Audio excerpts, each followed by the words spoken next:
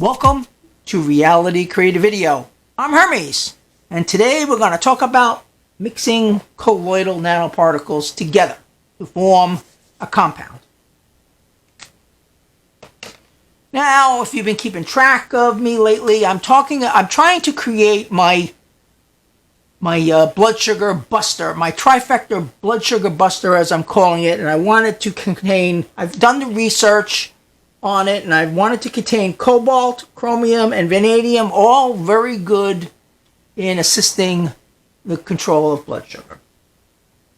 So we're going to mix these three together. Now, it's not as simple as just mixing them all up, okay? And let me tell you why. These two, chromium and vanadium here, clock in at 12 parts per million. I can't get the solution any higher than 12 parts per million. So that's our limitation for this and for this experiment until we can I can increase the yield on it. Now, colloidal cobalt, I wound up overcooking this when I made it. So this thing here actually comes in at about 60 parts per million. So we can't just mix all three together because there are different parts per million. My end result is to have a 12 parts per million solution containing the cobalt, the chromium, and the vanadium. So, I mean, there are other considerations, and that is that, these things were made with low voltage electrolysis. And they were made using these discs, these discs. And with low voltage electrolysis, some of the metals will create an ionic content. So, in the case of vanadium and chromium, 60 milligrams of material was used to create these 500 milliliter containers of solution.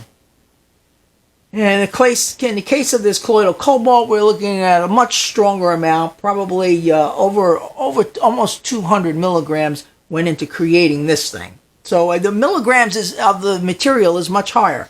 Now, because we're dealing with not only a colloidal content, but we're also dealing with ionic content, we need to be careful of how much we put in to our combined solution as far as ionic content is concerned. Now, luckily, ionic content is even at 60 milligrams for 550, and it's pretty low. Okay, it's not going to be a problem. This one would be, okay, colloidal cobalt. And the other problem is this is at 60 parts per million. I want a 12 parts per million solution, not a 60 parts per million solution.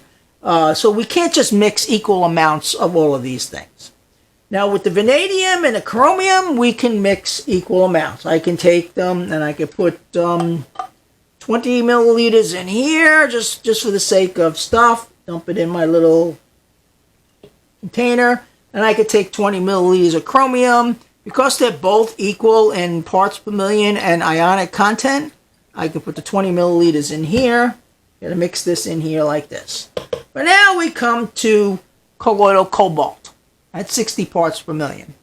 We can't do that. I mean, I can, but then I'll have mostly a 60 parts per million cobalt. And cobalt, you gotta be careful of the dosage on the cobalt. Gotta keep it low.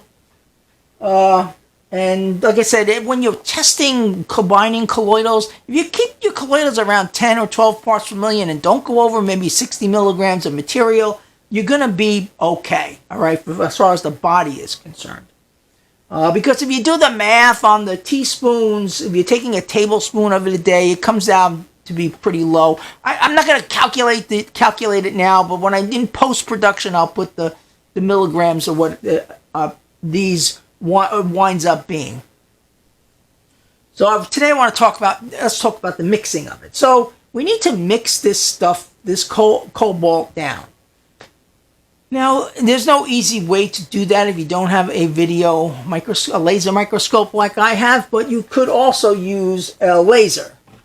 And you could let me show you. All right, let's go through this first. All right, so I'm going to put about 15, wrong way. This is distilled water. I'm going to put about 15 milliliters of distilled water in here. All right? Just to get me in the ballpark. I kind of know already, you know, how much I need. So now we got colloidal cobalt, and I'm going to mix. I'm going to start with 1 milliliter of colloidal cobalt. Okay, that might even be too much. Oh, okay. Looks like we got the whole thing in there. That's fine. I'm going to put the whole thing in there, and we're going to mix it up a little bit. And now we have to test it to see if the concentration is okay. Shades, when you're working with lasers, always okay. All right, I'm going to take my green laser. I'm going to flash this through the... We got a faint line going through here. And now we're going to do our cobalt, okay?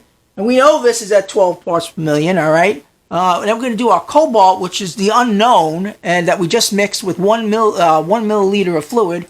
And ooh, we can see that the beam is a lot brighter. This is probably twice the amount of what we need. We need to get this laser beam down to about the same as it is here. So we're going to mix more distilled water in here. I'll mix another, it looks like about 50%, so I'm going to bring it up to about 30. Let's bring it up to 30 milliliters and test it, okay? All right, so here we go. There's my lever. It's all mixed together. And whoop, yep, still too strong. Probably should have used the dropper. Okay, sorry about that. And I'm creating extra time on this that I didn't need to create. All right, here we go. Let's try this. Okay, all right, this is just about here. Let's take a look. Green laser is brighter than the red laser. That's why we're using it. Okay, I would say this is 12 parts per million. This is probably up around 15 parts per million. Let's leave it at that. Okay, so now we're going to take. We'll be using 20 milliliters at a time, all right? So now we're going to take it and we're going to put our new solution that we made here. This is 10 milliliter increments. And we're going to put 10 milliliters and 10 milliliters of the solution we just mixed in here, all right? And we just swirl it together a little bit. And now we're going to put it in the laser microscope to make sure that we have a, 12, 15 parts per million solution. So come over here, switch the microscope to video microscope mode. We're going to put it in the little laser containment thing. And I think you can see what I'm doing here. Put the cover on to protect our eyes. All right, we're going to bring the lens down here a little bit, lens up, and then we're going to energize the laser and not look at the laser. And we're going to zoom in here on our solution. And I'm going to just check that our laser beam test was fairly accurate. And yes, this is about a 12 part. I have to say this is a good 10 or 12 parts per million solution of the three things mixed together. The gist of this thing was not on the formula itself, was more about how you mix colloidals together and things to watch for when you're mixing your colloidals together. So I hope you've kind of learned something about mixing colloidals here using the laser beam and your dark sunglasses. And of course, making it to the end of this video earns you a cool. I'm Hermes, Reality Creator Video. I'll talk to you again soon.